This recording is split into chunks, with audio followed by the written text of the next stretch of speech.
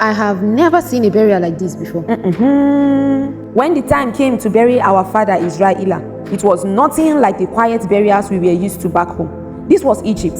Everything was bigger, louder, and more serious. Yusuf made sure father's burial was treated with the highest honor. It wasn't just a family matter. It felt like the whole nation was involved. The day we left for Canaan, I couldn't believe how many people came with us.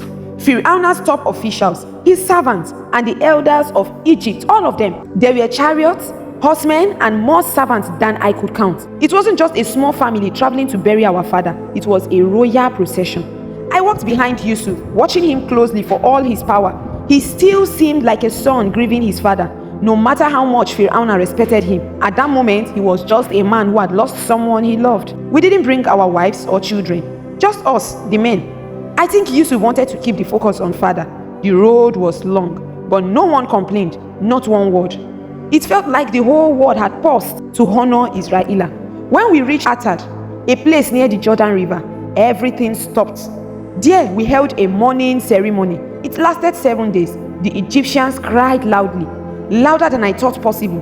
Their wailing filled the air like a storm. It wasn't just noise, it was the sound of deep sorrow. I think even the people living nearby noticed, because they named that place Abel Mizraim, the mourning of the Egyptians.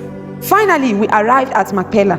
This was the cave our grandfather Ibrahim brought long ago. He buried Sarah to there, and later, our father Israel had buried Ishaku and Rivkatu. Now, it was Israel's turn to rest beside them. I remember the moment Yusuf stepped forward. His hands trembled as he placed father's body in the tomb. There was no speech, no grand words, just silence, heavy, final silence.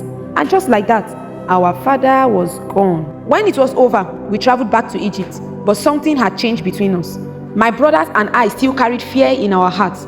What if Yusuf had only been kind to us because father was alive? What if, now that Israel was gone, Yusuf would finally punish us for what we did to him? We didn't know how to say it to his face, so we sent him a message. We told him, before father died, he asked you to forgive us. When Yusuf read our message, he didn't get angry. He didn't call for the guards. Instead, he cried, deep, painful tears. And when we came before him, bowing low and offering ourselves as his slaves, he only shook his head. Don't be afraid, he said softly. Am I in the place of God? You planned to harm me, but God turned it for good, to save many lives. I never expected those words. He had every reason to hate us, but instead of revenge, he chose kindness. Instead of punishment, he gave us peace. From that day, Yusuf cared for us and our children. He could have made us pay, but he didn't. Years later, when Yusuf grew old, he made us promise something strange. He said, one day, God will bring you out of this land and back to the land he promised. When that happens, take my bones with you. Even as he faced death, Yusuf never forgot where we came from or where we are going. And because of him, we never forgot either. Thank you for staying with me to this very point. I love you.